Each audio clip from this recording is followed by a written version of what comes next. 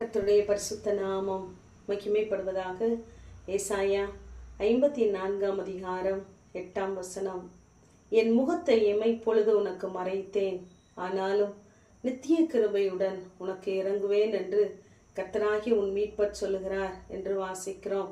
கர்த்தர் நித்திய கிருபையுடன் நமக்கு இறங்க வேண்டுமென்றால் கர்த்தருடைய முகத்தின் பிரசன்னம் நம்ம மேலே இருக்க வேண்டும். அந்த பிரசன்னம் நம்மை விட்டு தடைபடுமானால் தேவன் நம்மை புறக்கணிக்கிறார் என்பதை நாம் புரிந்து கொள்ள வேண்டும். எதற்காக நாம் எந்த இடத்திலே புறக்கணிக்கப்படுகிறோம் என்றால், அற்ப காலம் உண்ட கோபத்தினால் என்று முதல் வரியிலே நாம் வாசிக்கிறோம்.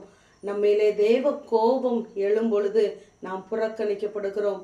நம்முடைய அக்கிரமங்களும் மீறுதல்களும் தேவனை விட்டு நம்மை பிரிக்கிறதா இருக்கிறது. இதைத்தான் உபாகமத்திலே நாம் வாசித்து பார்க்கும் பொழுது 32 அதிகாரம் 20 என் முகத்தை அவர்களுக்கு மறைப்பேன் என்று சொல்லுகிறார். ஏனென்றால் அங்கு அருவருப்பான பலி செலுத்தப்படுகிறது. ஜெனிப்பித்த கண்மலையை மறந்து போனார்கள். இதை பார்த்து அவர் கோபம் கொண்டதினாலே அங்கு தம்முடைய முகத்தை மறைக்கிறவராயிருக்கிறார்.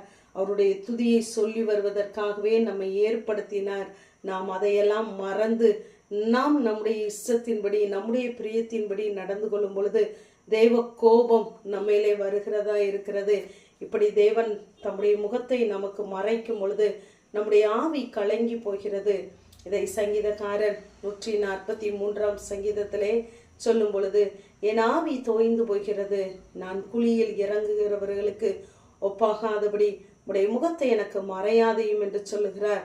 தேவனுடைய முகத்தின் பிரசன்னத்திலே வாழ்ந்தவர், தேவனுடைய சமூகத்தை நித்தமும் தேடுகிறவர்.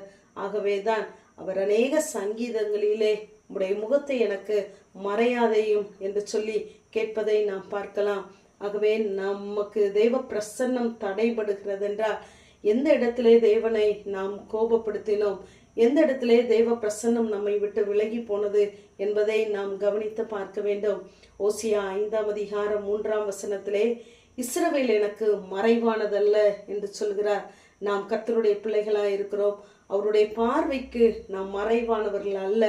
ஆனால் நம்முடைய பாவத்தின் நிமித்தம், நம்முடைய மீறுதலின் நிமித்தம் நாம் தூரமாக்கப்பட்டாலும் அந்த அதிகாரத்தின் கடைசியிலே நாம் வாசிக்கும் பொழுது, தங்கள் குற்றங்களை உணர்ந்து என் முகத்தை தேடும் மட்டும் என்று சொல்லி வாசிக்கிறோம்.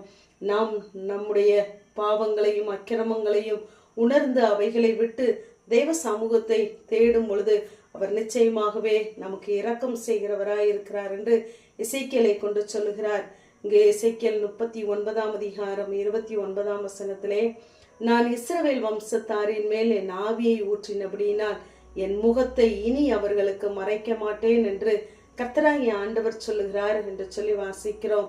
ஏனென்றால் அவருடைய கோபம் ஒரு நிமிஷம், அவருடைய தயவோ நீடிய வாழ்வு.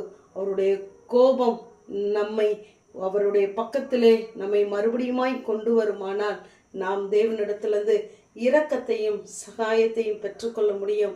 இங்கே ஏசாயா 54 அதிகாரம் முழுவதுமாக ஒரு சமாதான உடன்படிக்கையின் வார்த்தைகளாகவே நாம் பார்க்க முடியும்.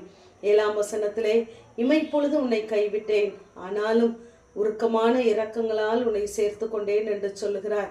அந்த இமை பொழுது கைவிடுகிற நேரம், இமை பொழுது தம்முடைய முகத்தை மறைக்கிற நேரம், நம்முடைய வாழ்வின் எல்லாமே தோல்வியாக முடிந்துவிடும். ஆகவே நாம் அதை உணர்ந்து தேவ சமூகத்தை கிட்டி சேர்வோம். நித்திய கிருபையுடன் தேவன் நமக்கு பாராட்டுகிற அந்த இரக்கத்தை நாம் பெற்றுக்கொள்ளுகிறவர்களாய் இருப்போம். தன் பிள்ளைகளை உணர்கிறவன் யார் என்று சொல்லி வாசிக்கிறோம். நாம் நம்முடைய பிள்ளைகளை உணர்ந்து தேவனுடைய வார்த்தைகளை கொண்டு தேவனை நாம் கிட்டி சேரும் பொழுது நிச்சயமாகவே தேவன் நமக்கு நித்திய கிருபையுடன் இறங்குகிறவராய் இருக்கிறார். அவருக்கு பிரியமானதை செய்வோம். அவருடைய இரக்கத்தையும் கிருபையையும் நாம் பெற்றுக்கொள்வோம். ஆமென். ஜெபம். பிதாவாகிய தேவனே, குமாரனாகிய இயேசு கிறிஸ்துவின் நாமத்தின் மூலமாய் உடைய சன்னிதானத்திலே வருகிறேன்.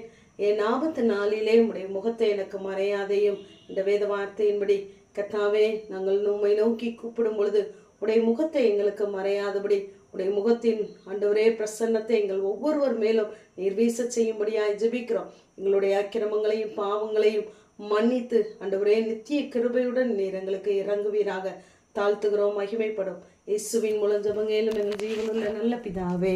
ஆமென்.